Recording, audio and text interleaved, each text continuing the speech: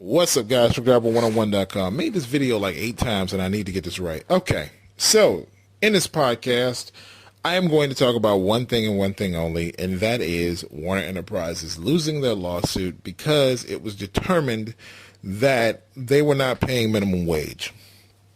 How this worked, which I think is ironic, is that when the people were driving, they were paying a minimum wage.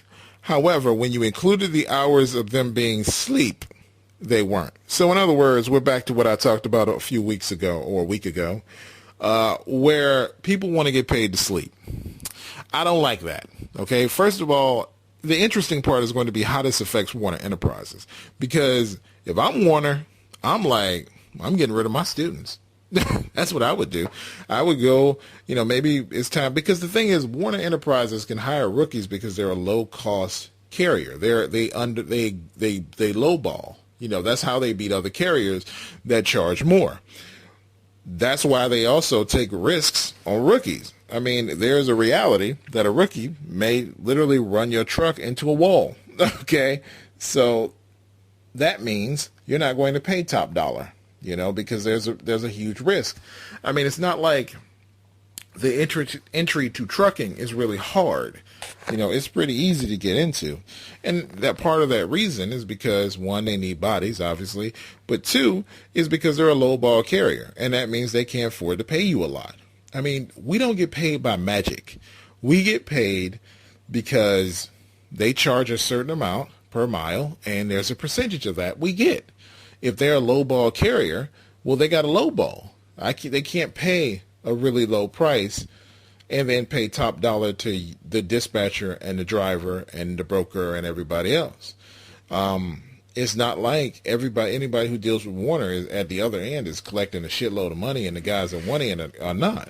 I mean, in certain dedicated accounts, the money's okay, but often if you go to a company that's doing the same account, right, or at a different place, it's usually higher because they charge more, right?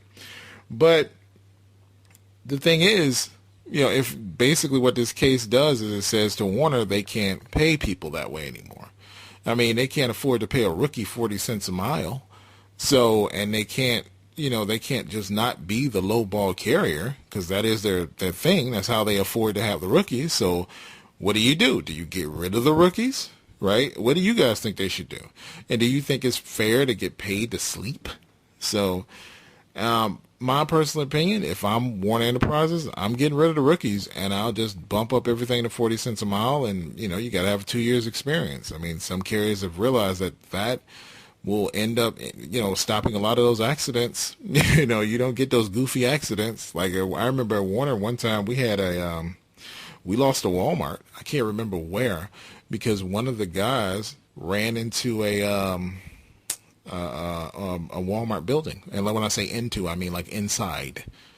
Right. I remember Swift lost a part of their car hauling division at BMW because one of their guys ran into a group of BMWs parked in a row, and they had a rookie they weren't supposed to have there, and he ran into their cars. Now, I'm not saying that rookie drivers are bad, because yes, experienced drivers have accidents too, but those are that's the type of stuff you deal with, and so that's why a lot of those carriers are lowball, So, I don't know. I mean, what do you do? So, what do you guys think? Do you think Werner should keep hiring rookies and beef up their pay? But then again, how are you going to afford the accidents that come with hiring rookies? So anyway, it's a balance. That's why they're the lowball carrier. That's why they're a place to start. So anyway, guys, TruckDriver101.com. Talk to you later.